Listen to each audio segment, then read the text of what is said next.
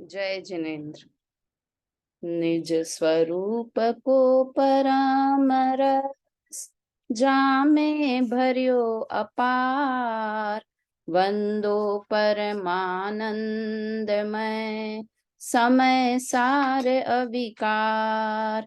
कुंद कुंद मुनि चंद्रवर अमृत चंद्र मुनि, आत्मरसी बनारसी वंदो पद अरविंद। पंडित बनारसी दास जी कृत नाटक समय सार ग्रंथ के चतुर्दश गुण स्थान के 13वें गुण स्थान पर हमारी चर्चा चल रही है।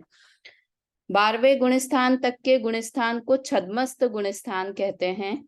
छद्मस्त दो तरह के होते हैं, एक सरागी छद्मस्त और एक वीतरागी छद्मस्त। तो जो 11वें 12वें गुण स्थान का क्या नाम बताया था? उपशांत, कषाय, वीतराग, छद्मस्त। क्षीण मुंह, क्षीण, कषाय, वीतराग, छद्मस्त। तो वीतराग छद्मस्त जो है ये 11वें और 12वें गुण स्थान वाले जीव को कहते हैं, और बाकी जो जीव हैं उन्हें सरागी छद्मस्त कहते हैं। इस तरह से 12वें गुण स्थान तक की हमारी चर्चा हुई थी। कल 13वें गुण स्थान की चर्चा हमने प्रारंभ की थी। बेला जी ने अच्छा लिख के भेजा था। ये स्क्रीन शेयर करते हैं। एक बार 13वें गुण स्थान का स्वरूप फिर से पढ़ते हैं जो इसमें लिखा हुआ है, उसके बाद चर्चा प्रारंभ करते हैं। स्क्रीन दिख रही है आप लोगों को? छोटी हो गई, दिख तो रही है पर बहुत छोटा हो गया। हाँ वही देख रही हूँ मैं, छोटा कैसे हो गया। एक बार फिर से ट्राई करते।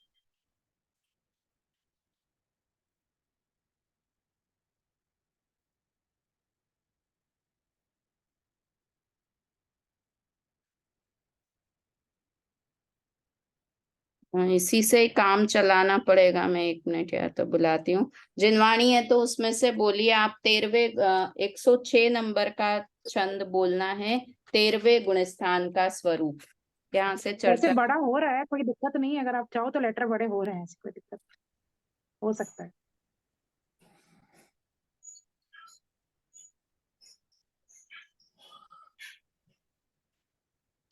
ये तो बुक में से पढ़ लेते हैं। हाँ बुक में से पढ़ लीजिए एक बार।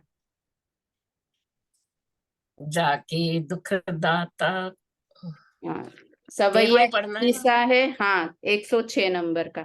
जाकी दुख दाता घाती चोकरी विनसी गई, सोकरी अघाती जरी जेवरी समान जेवरी है। समान है। प्रगट भयो प्रगट अनंत भयो दर्शन अनंत अनंत ज्ञान, अनंत वीरज अनंत वीरज सुख सत्ता दुख समाधान है।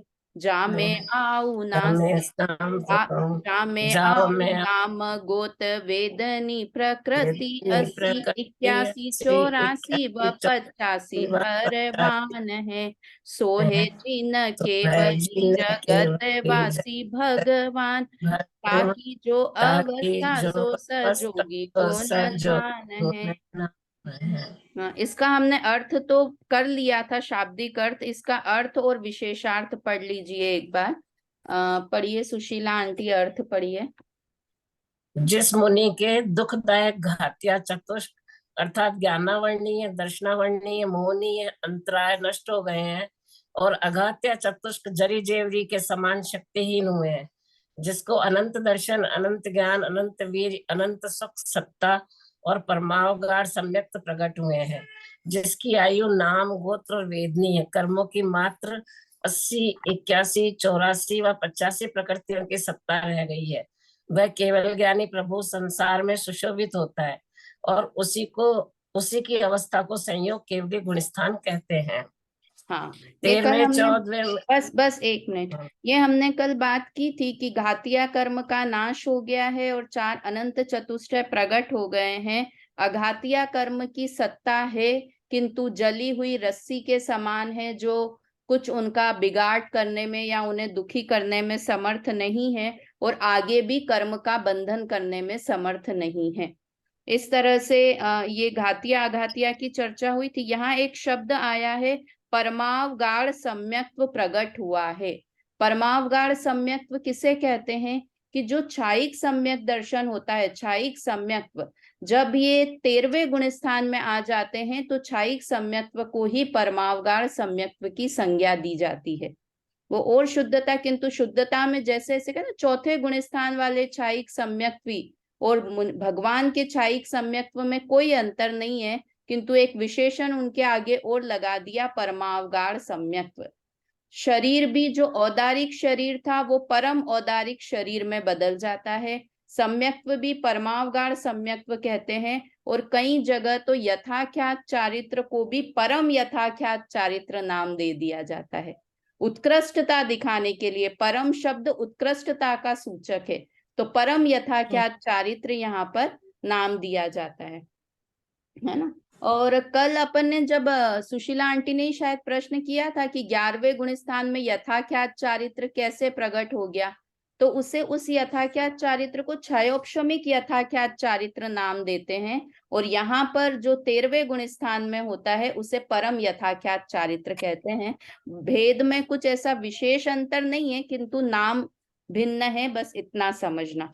हाँ, फिर कल जो हमने बात की थी कि कितनी प्रकृतियों की सत्ता शेष है केवली भगवान को, तो मुख्य रूप से अगर सब नहीं याद रहे तो 85 प्रकृतियां अघातिया कर्म की उन्हें शेष है। घातिया कर्म की तो सभी कर्मों का नाश उन्होंने कर दिया है। प्रकृति किसे कहते हैं मम्मी? कर्म के जो भेद होते हैं ना, भेद के भी प्रभेद, उन्हें ही प्रकृति नाम बोलते हैं। तो उन्हें 85 प्रकृतियां अरहंत भगवान को अभी बाकी हैं, और बाकी 63 प्रकृति का उन्हें नाश हो गया है, क्षय हो गया है। विशेष पढ़िए बेला भाभी, आप ही पढ़िए, कल लिख के भी भेजा, अच्छा भेजा। 13वें गुण स्थान में जो 85 प्रकृतियों की सत्ता कही गई है सो यह सामान्य कथन है। किसी किसी को तो तीर्थंकर प्रकृति, आहारक शरीर, आहारक अंगोपांग, आहारक बंधन, आहारक संगात सहित 85 प्रकृतियों की सत्ता रहती है, पर किसी को तीर्थंकर प्रकृति का सत्व नहीं होता, तो 84 प्रकृतियों की सत्ता रहती है। सत्व और सत्ता एक ही बात हुई? नहीं, अलग हुई ना? हाँ, एक ही बात है। और किसी को आहारक चतुष्क का सत्व नहीं रहता और तीर्थंकर प्रकृति का सत्व रहता है, तो 81 प्रकृतियों की सत्ता रहती है, तथा किसी को तीर्थंकर प्रकृति और आहारक चतुष्क पांचों का सत्व नहीं रहता, मात्र 80 प्रकृतियों की सत्ता रहती है। हाँ, तो इस तरह से ये कोई विशेष भेद नहीं है। अगर अपन 85 याद रखेंगे तो भी ठीक है, किंतु यहाँ विशेष देखिए, इससे बनारसी दास जी के ज्ञान की भी बात पता चलती है कि उन्हें कर्णानी योग का भरपूर ज्ञान था, इसीलिए उन्होंने इतने डिटेल में इस बात को लिखा है। और 13वें गुण स्थान के बारे में विशेष चर्चा करते हैं। 107 नंबर का छंद है, एक साथ बोलते हैं यहाँ। कल कोई होमवर्क तो नहीं दिया था? नहीं दिया था ना कल? चलिए 107 नंबर का छंद बोलते हैं एक साथ। जो अडोल पर जंग मुद्रा धारी सरस्वथा अथवा सुकाउ सग मुद्रा तीर्थपाल है। खेत सपरत कर्म प्रकृति के उदय बिना डग भरे अंतरिक्ष जाकी चाल है। जाकी स्थिति पूरब करोड़ 8 वर्ष घाटी अंतर मूरत जगन्य जग जाल है। सोहे देव 18 दूषण रहित काको बानारसी कहे मेरी वंदना श्रीकाल है। अरहंत भगवान को नमस्कार कर रहे हैं बनारसी दास जी। ये वही अरहंत भगवान का हम स्वरूप पढ़ रहे हैं जिनके प्रतिदिन हम दर्शन करते हैं मंदिर में जाकर। जो प्रतिमा होती है वो 13वें गुण स्थान वाले अरहंत भगवान की प्रतिमा होती है। 14वें गुण स्थान वाले के भी नहीं, क्योंकि 14वें गुण स्थान में तो अयोग केवली हो जाते हैं और सिद्ध भगवान की कहीं कहीं प्रतिमा दिखती है, किंतु जो समो शरण आदि ठाट बाट और शरीर और दिव्य ध्वनि का खिरना उस समय जैसे भगवान होते हैं, वो 13वें गुण स्थान वर्ती परमात्मा होते हैं। इसलिए बनारसी दास जी ने उन्हें नमस्कार किया। रेखा जी, जब हमने गुणस्थान की चर्चा प्रारंभ की थी तब सबसे पहले गुणस्थान की परिभाषा देखी थी कि मोह और योग के निमित्त से होने वाले जीव के, है ना, वो श्रद्धा और चारित्र पूरा नहीं, तो मोह और योग के निमित्त से दो शब्द आए थे। तो मोह की बात 12वें गुण स्थान में खत्म हो गई और अब योग का उदय है ना। योग के कारण 13वां गुण स्थान क्यों है? क्योंकि योग का उदय है। तो दूसरे गुण स्थान में योग का उदय नहीं है, 5वें गुण स्थान में नहीं है, कि उन सब में तो है ही, किंतु जो 13वें गुण स्थान में जीव है, किस कारण से जीव 13वें गुण स्थान में है? कि मन वचन काय योग का उदय उन्हें है ना। सब गुण स्थानों के बारे में बात की थी। 10वें गुण स्थान में जीव क्यों है भाई साहब? सूक्ष्म लोभ का उदय है, इसलिए 10वें गुण स्थान में है। 7वें गुण स्थान में क्यों है? कौन बताएगा? फटाफट से बताओ, 7वें गुण स्थान में जीव क्यों है? हाँ बेला। दर्शन मोहिनी। संज्वलन कषाय का मंद उदय है। हाँ, स्वंजलन कषाय का मंद उदय है, इसलिए 7वें गुण स्थान में। 6ठे गुण स्थान में जीव क्यों है सुशीला आंटी? संचलन कषाय का उदय है। तीव्र स्वंजलन कषाय का तीव्र उदय है ना। ये हाँ। मुख्यता से किस लिए ऐसी बात करते हैं कि इस पर्टिकुलर गुण स्थान में जीव क्यों है, ये बताने के लिए उदय बताया गया है। तो 13वें गुण स्थान में क्यों है? कि इस गुण स्थान का नाम ही है सयोग केवली जिन गुण स्थान। अब इसमें सयोग और केवली दो शब्द आए हैं, तो सयोग आगे के सारे गुण स्थानों में समझना। पहले, दूसरे, तीसरे, चौथे, 12वें तक सब सहयोगी हैं, और केवली जो शब्द है वो आगे के सब गुण स्थानों में समझना कि जो केवल ज्ञान प्राप्त हुआ है वो 14वें गुण स्थान में भी है और सिद्ध भगवान को भी है। तो ऐसे दो शब्दों से बना है सहयोगी केवली गुण स्थान।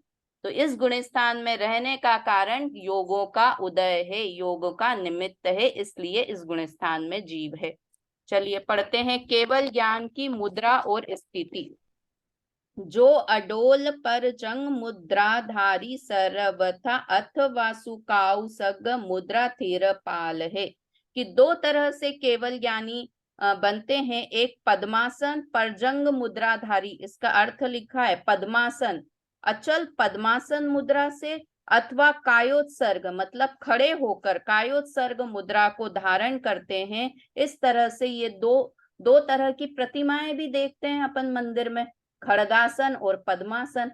तो इस तरह से ये कैसे होता है कि जो अंतिम समय में जिस दशा में थे वैसे ही केवल ज्ञान की प्राप्ति होती है।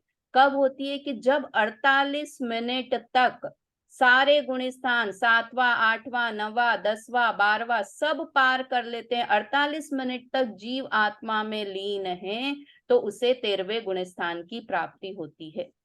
और वो ध्यान किसी भी मुद्रा से कर सकता है, खड़गासन भी और पद्मासन भी। इसलिए यहाँ पर खड़गासन और पद्मासन मुद्रा को धारण किए हुए हैं। अब भी मृत्यु नहीं हुई है, मनुष्य गति का ही उदय है अभी 13वें गुण स्थान में। मरण तो कब होगा? जिसे कि हम निर्वाण बोलते हैं, वो 14वें गुण स्थान के अंत में है ना, तब निर्वाण होता है। और अभी कौन से गति के हैं मम्मी? 13वें गुण स्थान में कौन सी गति का उदय है? कौन सी आयु? मनुष्य आयु, मनुष्य आयु, मनुष्य गति का उदय इस समय है ना। खेत सप ये एक अंतर मुहूर्त तक की योग में रहते हैं क्या, या पद्मासन से खड़गासन हो जाते हैं? ऐसा कहीं पढ़ने में नहीं आया मेरे, क्योंकि ऐसा जरूरी तो नहीं हो गया, क्योंकि सिद्ध भगवान भी दोनों अवस्थाओं से बनते हैं, खड़गासन से भी और पद्मासन से भी। इसलिए वो एक का अंतर मुहूर्त में चेंज हो जाते हो, ऐसा कहीं मैंने सुना नहीं है। अगर कहीं पढ़ने में आपके आया ऐसा पढ़ने में? नहीं, अब जैसे अपन कहते हैं ना कि एक अंतर मुहूर्त लगातार उसी में रहते हैं, हाँ आत्मा के ध्यान में। हाँ हाँ, तो वो तो जैसे छठे 7वें गुण स्थान में श्रेणी लगाई किसी जीव ने, तो वो पद्मासन अवस्था में श्रेणी लगाई, तो केवल ज्ञान भी खड़गासन अवस्था में हो गया। पद्मासन अवस्था में छपक श्रेणी लगाई, तो पद्मासन अवस्था में केवल ज्ञान हो गया। श्रेणी चेंज करने की वो आसन चेंज करने की कोई जरूरत ऐसी लगती नहीं है कि जरूरत होती हो आसन चेंज करने नहीं, की। योगों की वजह से, योग है ना, मन वचन काय का योग है, हाँ तो हाँ योग है इसलिए, पर उसमें आसन चेंज करना पड़े ऐसा नहीं लगता है कि मतलब चेंज होता होगा 12वें गुणस्थान से 13वें में, कहीं पढ़ने में भी नहीं आया है ऐसा। देखिए, खेत सप रस कर्म प्रकृति के उदय आए, बिना डग भरे अंतरिक्ष जाकी चाल है। कि क्षेत्र प्रकृति के, क्षेत्र स्पर्शन नाम कर्म प्रकृति के उदय से, ये क्षेत्र स्पर्शन नाम कर्म की प्रकृति है, उसके उदय से बिना डग भरे अंतरिक्ष जाकी चाल है। ऐसे ऐसे नहीं चलना पड़ता है, एक एक कदम बढ़ाकर, है ना, अपने आप दोनों कदम एक साथ बढ़ते हैं और साथ में नीचे कमलों की रचना होती जाती है, किंतु उस कमल को स्पर्श भी नहीं करते हैं, अंतरिक्ष में गमन करते हैं। ऐसा केवल ज्ञान का अतिशय है। कल का एक होमवर्क याद करके आ जाइएगा, 10 केवल ज्ञान के अतिशय, है ना, पढ़े होंगे बालबोध भाग 3 में जब अपन पढ़ते हैं अरहंत परमेष्ठी के 46 गुण, तो उसमें 10 जन्म के अतिशय, 10 केवल ज्ञान के अतिशय, 14 देवकृत, 8 प्रातिहार्य और 4 अनंत चतुष्टय। तो अभी अपन केवल ज्ञान वाली स्थिति पढ़ रहे हैं ना, तो 10 केवल ज्ञान के अतिशय कौन से होते हैं, उसमें ये सब आएंगे। अंतरिक्ष में गमन होता है, जाकी स्थिति पूरब करोड़ 8 वर्ष घाटी अंतर मूरत जगन जगन्य जग चाल है। अब इस 13वें गुणस्थान का काल कितना, सुनीता आंटी, कितना काल? 1 कोटि पूर्व में 8 वर्ष कम कर दें। कहाँ पर आया? और जगन्य काल कितना? अंतर्मूर्त। कहाँ पर आया? सेम ऐसे के ऐसा ही 2 काल। कौन बता सकता है? जल्दी से बताइए, रेखा जी बता सकते हैं। उत्कृष्ट काल कौन से गुणस्थान का? 1 कोटि वर्ष में 8 वर्ष कम, और जगन्य काल अंतर्मूर्त बताया था। 13वें गुणस्थान में ही बताया था। 13वें का तो ये चल ही रहा है। 5वें गुणस्थान की जब हमने चर्चा की थी, 5वें गुणस्थान का भी सेम काल है, उत्कृष्ट काल और जगन्य काल। देखिए छंद नंबर है 74, 5वें गुणस्थान का काल। आप लोग तो आगे याद पीछे सपाट हो जाता है। देखिए 74 नंबर का, है ना, 5वें गुणस्थान का काल। इसका अर्थ देखिए क्या लिखा है, 5वें गुणस्थान का उत्कृष्ट काल 8 वर्ष कम 1 कोटि पूर्व और जगन्य काल अंतर्मूर्त है। दिखा 74 नंबर का, है ना। हाँ। सेम इसका काल भी ऐसा का ऐसा ही बताया है। तो ऐसा क्यों है कि दोनों का काल सेम है? क्योंकि अपन ने पंचम गुणस्थान में भी बात की थी कि मनुष्य की अपेक्षा से, है ना, तो मनुष्य की उत्कृष्ट आयु कितनी होती है? 1 कोटि पूर्व की आयु होती है मनुष्य की उत्कृष्ट आयु। और उसमें 8 वर्ष कम क्यों कर दिया? कि 8 वर्ष तक जीव केवल ज्ञान प्राप्त नहीं कर सकता है, अरहंत नहीं बन सकता है। इसलिए तो कोई भी मनुष्य जीव है, सुशीला आंटी, कोई मनुष्य जीव है, उसने 8 वर्ष की आयु में केवल ज्ञान प्राप्त किया, और अब वो समव शरण सहित कितने समय तक रह सकता है? कि 1 कोटि पूर्व तक रह सकता है। किसकी आयु है 1 कोटि पूर्व? कौन बता सकता है? फटाफट बताइए। सीमंदर भगवान। सीमंदर भगवान की, है ना, पूजा करते हैं ना सीमंदर भगवान की, तो 1 कोटि पूर्व। और वहां पर वो सीमंदर भगवान जाएंगे और उसके बाद दूसरे सीमंदर नाथ भगवान उसी नाम से वहां पर समव शरण हो जाएगा। तो उसमें 1 कोटि पूर्व बोलते हैं, ये स्थूल कथन है, और सूक्ष्मता से बोले तो 8 वर्ष कम कर लिए जाए, है ना। तो 1 कोटि वर्ष की आयु यहाँ पर उत्कृष्ट केवल ज्ञान सहित 13वें गुणस्थान में कितने समय तक रह सकते हैं? कि 1 कोटि पूर्व। अब पूछ लूं, पूर्व किसे कहते हैं? बता सकते? सब बताया हुआ है, पूर्व किसे कहते हैं? रेखा जी याद है? आभा जी याद है? पूर्व किसे कहते हैं? 84 लाख वर्ष का एक पूर्वांग, और 84 लाख में 84 लाख हजार वर्ष का मल्टीप्लीकेशन कर दें तो हो जाएगा 1 पूर्व। तो ये कौन सा 70,56,000 1 करोड़ को गुणा करने पर जो आता है? अभी तो ये अपन जो बात और कंफ्यूज मत करिए, अभी तो ये याद रह जाए, वही है कि कितने नहीं, महीने उसमें पूर्व कहा है मतलब। एक पूर्व होता है, मतलब हाँ, एक पूर्व 70,56,000 अपन ने ये 1 किया था, करोड़। 84,000 वर्ष इंटू 84,000 वर्ष। उसके ये भी, इसका हाँ, भी माप इसी में ही आया था। जब बात कर रहे थे ना पंचम गुण स्थान की, तभी आया था बात की एक पूर्व किसे कहते हैं। तो 84 लाख वर्ष में 84 लाख वर्ष का मल्टीप्लीकेशन कर दो तो वो एक पूर्व हो जाएगा। इतनी उत्कृष्ट आयु 13वें गुण स्थान की होती है। और जगन्य काल कितना बताया? अंतर्मूर्त का। तो ये जगन्य काल भी अंतर्मूर्त का सामान्य केवली की अपेक्षा से बताया है। कोई भी तीर्थंकर केवली होंगे तो वो जगन्य काल उनके लिए अंतर्मूर्त नहीं है। क्यों नहीं है? क्योंकि वो धर्म तीर्थ का प्रवर्तन करते हैं, धर्म तीर्थ का उपदेश देते हैं। रेखा जी समझ में आ रही है बात? धर्म तीर्थ का उपदेश देते हैं। अगर वो अंतर्मूर्त में ही केवल ज्ञान हो जाएगा और उसके बाद मनुष्य, ये 13वां गुण स्थान नष्ट हो गया, तो हितोपदेशी संज्ञा कैसे रहेगी उनकी? है ना? कई जने कहते हैं ना कि केवल ज्ञान होते ही मोक्ष हो गया, वो कैसे हो गया फिर? तो वो तीर्थंकर केवली की बात नहीं है। नॉर्मल केवली को तो अंतर्मूर्त में हो जाता है केवल ज्ञान, है ना। जैसे जैसे किसी मुनिराज पे उपसर्ग हुआ, है ना, तो मुनिराज पे उपसर्ग हुआ, उन्होंने छपक श्रेणी लगाई, तो सारे गुणस्थान पार करके 12वें गुणस्थान पर आ गए छपक श्रेणी पर, और उपसर्ग किया था इसीलिए उसी समय आयु का भी क्षय हो गया। तो अंतर्मूर्त काल ही 13वें गुणस्थान में रह पाए ना फिर वो, और आयु का क्षय हो गया मतलब निर्वाण हो गया, तो वो सिद्ध बन गए। तो ये तीर्थंकर की है पर्टिकुलर 1 करोड़, 1 करोड़ पूर्व की? नहीं नहीं, ये उत्कृष्ट आयु बताइए। सभी तीर्थंकरों की उत्कृष्ट आयु इतनी नहीं होती है, और सभी तीर्थंकरों की जगन्य आयु भी अंतर्मूर्त नहीं है। समझ में आया क्या बोलना चाह रही हूँ कि गोल गोल हो गया? जैसे मल्लीनाथ भगवान की 6 दिन में ही 6 दिन उनको है। वो हो गया। हाँ हाँ, तो देखो अभी मल्लीनाथ भगवान सबसे कम समय तक 13वें गुण स्थान में कौन से तीर्थंकर रहे? तो बोलते हैं मल्लीनाथ भगवान। प्रश्न मंच में बहुत प्रश्न पूछते हैं ऐसे। तो यहाँ पे तो लिखा हाँ, है कि जगन्य काल अंतर्मूर्त का है, तो ये तो कॉन्फ्लिक्ट हो गया। तो वो तीर्थंकर हाँ, के लिए जगन्य काल अंतर्मूर्त का नहीं बोला है। कोई सामान्य केवली बने, कोई सामान्य तीर्थंकर के अलावा कोई केवली बन रहा है, उनका जगन्य काल अंतर्मूर्त का है। इसमें एक्सेप्शन समझ लेना, अंतर्मूर्त जगन जग चाल है।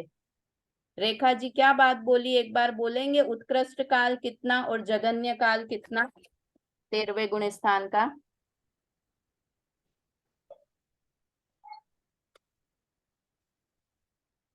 हाँ, सुनीता आंटी बताइए आप।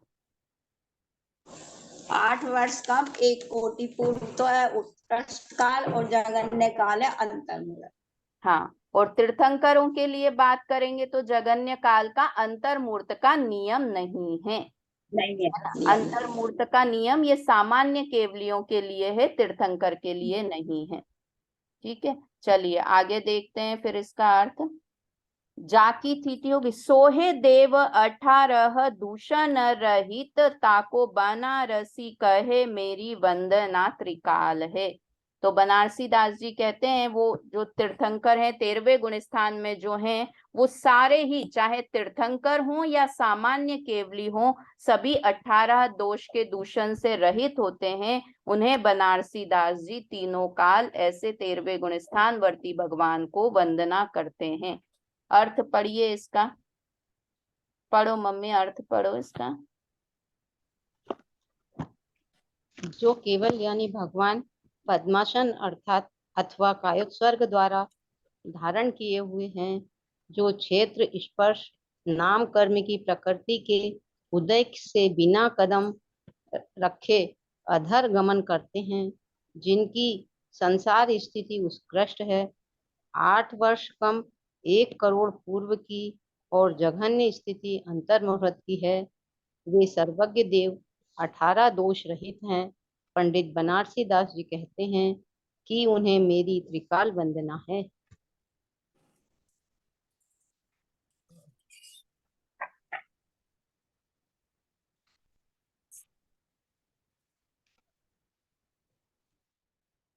आप म्यूट है भाभी। म्यूट अम्यूट।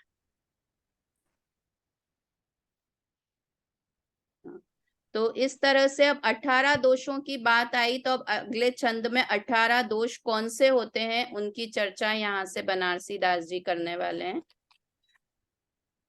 छंद नंबर है 108 नंबर का छंद। 18 दोष के और कहाँ नाम आए हैं छंद में, जब अपन ये पढ़ते हैं छह डाला में भी 18 दोषों के छंद में नाम बताए, किंतु जब मैंने ये पढ़ा तो ये बहुत सरल छंद है याद करने के लिए। 18 कौन से 18 प्रकार के दोषों से रहित हमारे भगवान होते हैं। ये सारे वो दोष हैं जो अन्य भगवानों में दिखते हैं और हमारे भगवान में ये दोष नहीं है। और ये सब ऐसे दोष हैं जिससे हम दुखी हैं, तो भगवान पूर्ण सुखी हैं, इसका मतलब उनमें ये दोष नहीं है। पढ़ते हैं, बहुत अच्छा कुंडलिया छंद लिखा है बनारसी दास जी ने। अगर 18 दोष के नाम अभी तक याद नहीं है ना, तो इस छंद को याद कर लीजिए, बहुत अच्छा छंद है ये। दूषण 18 रहित तो केवली संजो, जन्म मरण जाके नहीं निद्रा भय रोग, नहीं निद्रा भय रोग सोग विस्मय न मोह मति, जरा खेद पर स्वेद नाही मद बेर विषेरति, चिंता नाही स्नेह नाही जहाँ प्यासन भूकन, स्थिर समाधि सुख सहित रहित 18 दूषण। देखिए एकदम नाम बिल्कुल सरल से हैं। दूषण 18 रहित सो केवली संजोग, 18 दोषों से रहित हैं वो सहयोगी केवली जिन हैं। जन्म मरण जाके नहीं, नहीं निद्रा भय रोग। कितने आ गए? जन्म नहीं है पहला दोष, मरण नहीं है, निद्रा नहीं है, भय नहीं है और रोग नहीं है। 5 दोष के नाम बता दिए एक लाइन में। कौन से नहीं है? जन्म नहीं, मरण नहीं, निद्रा नहीं, भय नहीं और रोग नहीं, ये 5 नहीं है। अब ये 5 से हम दुखी हैं या नहीं हैं, है ना? इसलिए भगवान दुखों से रहित हैं, तो पक्की बात है कि ये 18 दोष नहीं है। जन्म से हम दुखी, हम तो जन्मोत्सव मनाते हैं कोई बच्चा जन्म लेता है तो, किंतु उस बच्चे से पूछो जन्म का कितना दुख है, उस माँ से पूछो जो बच्चे को जन्म देती है कि कितना दुख है। मरण का दुख हम प्रति समय अभी डर रहे हैं ना, जो 50 इयर्स के बाद व्यक्ति किसी चीज से डरता है तो मरण से डरता है, और 50 के पहले वाला व्यक्ति कभी भी मरण से नहीं डरता है। अपन बच्चों को कहते रहो संभाल के गाड़ी चलाना, संभाल के चलाना, वो कहेंगे क्या है मम्मी क्यों बार बार बोलते हो, क्योंकि हम 50+ हो गए ना, इसलिए सबसे ज्यादा मरण से डरते हैं। तो जन्म मरण, निद्रा, नींद नहीं आए तो दुखी, नींद ज्यादा आए तो दुखी, निद्रा दुख का कारण है, भय है, रोग है, कोई रोग नहीं हो जाए। मतलब ये सारे 18 दोष एकदम लॉजिकली प्रूव है कि ये 18 चीजों से हर संसारी जीव दुखी है, और ये 18 दोष भगवान के नहीं है। फिर ये ना ही निद्रा भय रोग, ये तो वापस वही था। शोक विस्मय न मोह मति, क्या नहीं है? शोक नहीं है, विस्मय नहीं है मतलब आश्चर्य नहीं है, उसके बाद मोह नहीं है, मोह मति, मोह की मति उन्हें नहीं है। 3 नाम और आ गए, शोक, विस्मय और मोह। 5 थे और 3 और हो गए, 8 हो गए। जरा खेद पर स्वेद नाही मद बेर विषेरति, जरा नहीं है अर्थात बुढ़ापा नहीं है, खेद नहीं है, खेद खिन्न नहीं होते हैं किसी चीज से, परस्वेद यानी पसीना नहीं आता है, मद नहीं है, गर्व नहीं है, वेर भाव नहीं है अर्थात द्वेष नहीं है, और विषय रति मतलब 5 इंद्रियों के विषय में रति का भाव नहीं है। 5 इंद्रियों में सुख है या दुख है? यहाँ लिखा है 5 इंद्रियों में सुख नहीं मानते हैं, ये दोष है कि अगर हम 5 इंद्रियों में सुख मानते हैं। देखो बहुत अच्छा एक प्रवचनों में आता है कि भूख लगना ये अच्छी बात है या बुरी बात है? आगे के दोषों में आ रहा है ये। हाँ, भूख दोष लगना है, अच्छी बात है या बुरी बात है? बुरी बात है। हम तो भूख नहीं लगती है तो दवाई लेने जाते हैं डॉक्टर के पास कि भूख नहीं लग रही है, डॉक्टर साहब भूख बढ़ाने की दवाई दे दीजिए। ये सारे भूख धंधे भूख के मारे ही हो रहे भूख हैं। लगना रोग है और भोजन मिलना उस रोग की दवाई है। और हम रोग बढ़ाने की दवाई लेने डॉक्टर के पास जाते हैं कि भूख नहीं लग रही है। भूख और लगना ये रोग है। संजय जेवर अभी देव के बारे में बता रहा था प्रवचन में, अभी हाँ। वहां पे लिया ग्वालियर में, तो उसमें कहा पापी पेट का सवाल है। सारे इस पापी पेट के सवाल के मारे दुख करते रहते हैं। सारे के सारे वो बोलते हैं ना, रोटी कपड़ा और मकान, ये तो बेसिक नीड थी, किंतु अब रोटी अच्छी वाली चाहिए, कपड़ा अच्छे वाला चाहिए, घर अच्छे वाला चाहिए, उसकी दौड़ में लग गए। बेसिक तो मिल जाता फिर भी, किंतु अब उसकी दौड़ में कि बेस्ट से बेस्ट। पहले भोजन करते थे इंडियन खाली अपने राज्य का, फिर हुआ इंडिया में जो चलता है। तभी अपन छोटे थे तब इडली डोसा बन जाए, वाह बहुत अच्छा खाना बना है, छोले भटूरे बन जाए बहुत अच्छा। अब इंडिया से भी बाहर कॉन्टिनेंटल फूड चाहिए, जापानीज चाहिए, थाई चाहिए, चाइनीज चाहिए, इटालियन चाइनीज चाहिए, मैक्सिकन चाहिए, सारे बाहर के फूड चाहिए। अब थोड़े दिन में हो गया अगले प्लेनेट में जो खाना बनता है ना वो वाला खाना चाहिए, ऐसी हालत हो जाएगी। तो मतलब इन सब दोषों से हमारे भगवान रहित हैं। जरा खेद पर स्वेद ना ही मद वेर विषेरति, है ना। जरा नहीं है, बुढ़ापा नहीं है, खेद नहीं है, पसीना नहीं है, गर्व का भाव, घमंड का भाव नहीं है, वेर का भाव नहीं है, और 5 इंद्रियों के विषय में रति का भाव नहीं है। चिंता ना ही स्नेह ना ही जहाँ प्यास न भूकन, जहां पर चिंता का भाव नहीं है, स्नेह का भाव नहीं है, और भूख प्यास भी नहीं है। ऐसे 18 दोषों से दूषण से रहित हैं, फिर समाधि सुख सहित, और एक समाधि में स्थित हैं। कौन सी समाधि में? आत्मा में स्थिर होना, वही सच्ची समाधि है। और उस समाधि के सुख से सहित हैं, 18 प्रकार के दोष से रहित हैं। ऐसे केवली भगवान होते हैं। मतलब ये गर्व की बात है कि हम ऐसे भगवान को पूजते हैं जिनमें ये 18 दोष नहीं है। अन्य मतियों की बात अभी नहीं करते हैं, उसमें से तो कितने सारे दोष स्पष्ट दिखाई देते हैं, प्रतिमा में ही दिखते हैं। तो जिन चीजों से हम दुखी हैं, अगर वही भगवान में भी हो तो भगवान और हम में क्या अंतर रह गया? इसलिए बार बार बहुमान का भाव आना चाहिए कि हम इतने अच्छे जैन कुल में जन्मे हैं कि हमारे भगवान 18 दोष से रहित हैं, और हमें भी 18 दोषों से रहित होना है ना। चलिए इसका अर्थ पढ़िए, रेखा जी पढ़िए इसका अर्थ 108 नंबर का।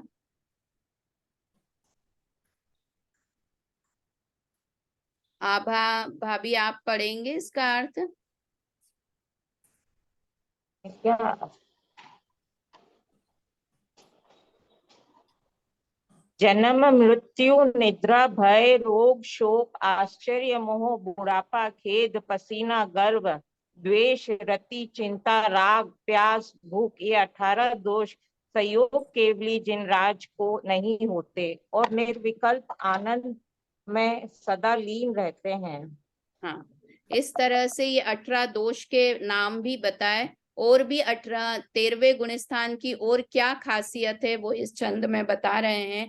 109 नंबर का छंद है, बस 2-3 छंद बचे हैं अब हमें सिद्ध बनने के लिए, है ना। 2-3 छंद के बाद ये गुणस्थान अधिकार हमारा समाप्त हो जाएगा। केवल ज्ञानी प्रभु के परम औदारिक शरीर का अतिशय, कुंडलिया छंद है, एक बार बोलते हैं। वाणी जहां निरक्षरी सप्त धातु मलनाय, केसरों मनख नहीं बड़े परम औदारिक माय, परम औदारिक माहि जाहि इंद्रिय विकार नसी, यथा ख्यात चारित्र प्रधान फिर सुकल ध्यान ससी, लोकालोक प्रकाश करन केवल रजधानी, सो तेरम गुण थान जहाँ अतिशय मय वाणी। कैसी है वाणी? निरक्षरी वाणी खिड़ती है, भवि भागन वच जो गे वशाय, तुम धुनि व सुनि विभ्रम नशाय। कैसे खिड़ती है? भव्य जीवों के भाग्य से और आपके वचन योग से। 3 प्रकार के योग है ना, मन वचन काय। तो काय योग, वचन योग के निमित्त से निरक्षरी वाणी खिड़ती है। सप्त धातु मल नाही, औदारिक शरीर है किंतु सप्त धातुओं से और मल से रहित है। औदारिक शरीर परम औदारिक शरीर में बदल जाता है 12वें गुण स्थान के अंत में। केस रोम नख नाही बड़े, परम औदारिक माही। परम औदारिक शरीर की एक और खासियत है कि बाल कटिंग कराने नहीं जाना पड़ता, नाखून नहीं काटने पड़ते हैं। ये जब कल आप 10 केवल ज्ञान के अतिशय पढ़ेंगे ना, उनमें ये सब आएंगे कि रोम भी नहीं बढ़ते हैं, केश भी नहीं बढ़ते हैं उनके, और नख भी नहीं बढ़ते हैं। परम औदारिक माही जाहि इंद्रिय विकार नसी। और इंद्रिय जनित जो विकार है, नवद्वार भय गिनकारी, वो इंद्रिय विकार भी उनके नष्ट हो गया है, यथाख्यात चारित्र प्रकट हो गया है, और प्रधान शुक्ल ध्यान रूपी चंद्रमा जिनके उदित हो गया है। शुक्ल ध्यान यहाँ से प्रारंभ हो गया है, और इस गुण स्थान में वीतरागता का फल सर्वज्ञता है, उसकी प्राप्ति हो गई है।